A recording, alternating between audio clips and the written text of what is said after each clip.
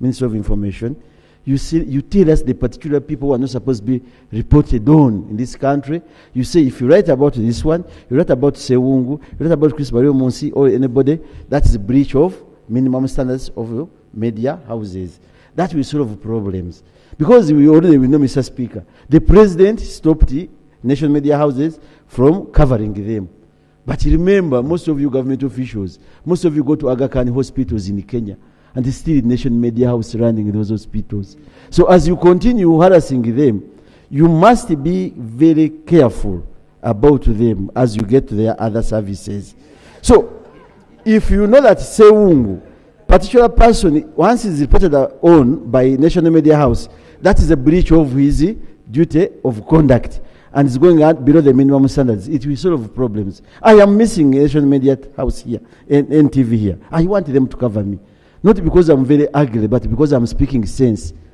So if you continue getting that slow but sure dose, Mr. Speaker, picking Sewungu, you wrote about him, because in news, when I bite a dog, it makes news. But if a dog bites me, it doesn't make news.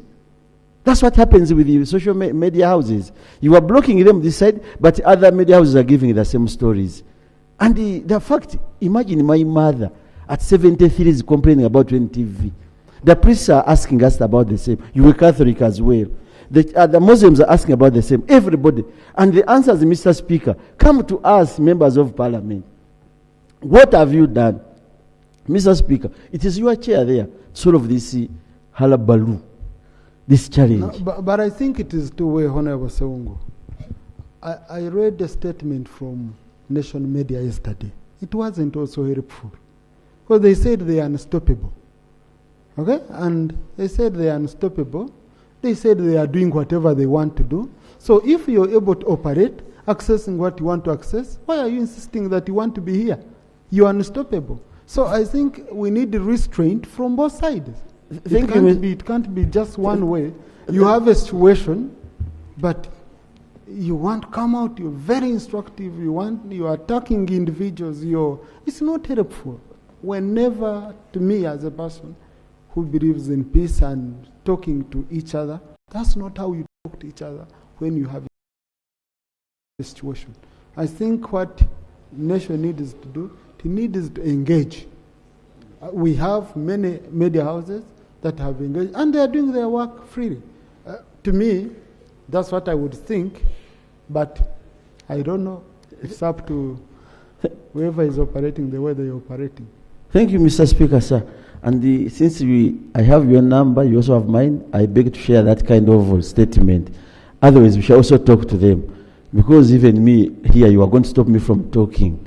And that's the practice in the parliament. But otherwise, Minister of Information, take my words very seriously.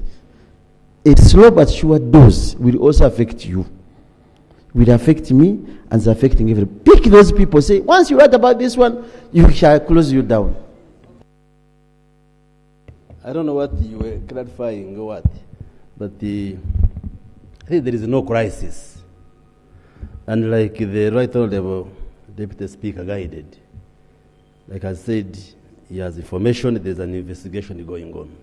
Let's wait for the results. And it's true, like he said, any TV or any other media house is free to tap content from UBC. So there is nothing which stops any TV or any media houses from getting content from the national broadcaster. But really for emphasis that the media is regulated in Uganda, we should not debate as if the media has free range to do anything it wants. Not that there are even radios we have suspended and put off, especially in this electoral season when they become irresponsible. So, Honorable Sewungu, your threats notwithstanding that we shall get affected, I think you should allow the state and the government to regulate the media so that we have responsible media in Uganda. Okay. Thank you, Honorable Minister, for taking this question for clarification. We acknowledge that the government regulates, and where there is a violation, I think it's prudent for the government also to be honest and transparent in whatever they are doing. If there is any breach of the minimum broadcasting standards, we ought to know. If I'm accused of murder and I'm being investigated for murder, they will tell you we are investigating so and so for a case of murder that has been committed in this area. So can you inform us? Can you now clarify which particular minimum broadcasting standard was violated by the Nation Media Group? And if amongst the sanctions available to you, which was passed in law, it's a blackout from Parliament, why would you allow them to continue doing other coverage? And then you single out only Parliament, which is the epicenter of governance of this country, and you say we are banning them. Would you clarify particularly which minimum broadcasting standards and your choice of sanction?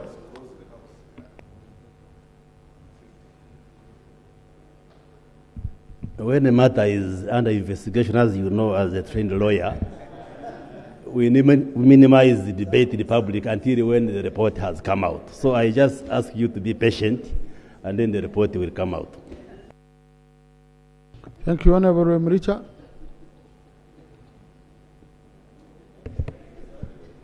Thank you so much, Director, Honorable Speaker, and Honorable colleagues. Honorable Speaker, I want to take this opportunity to thank you so much for your great concern over the issues of baboons.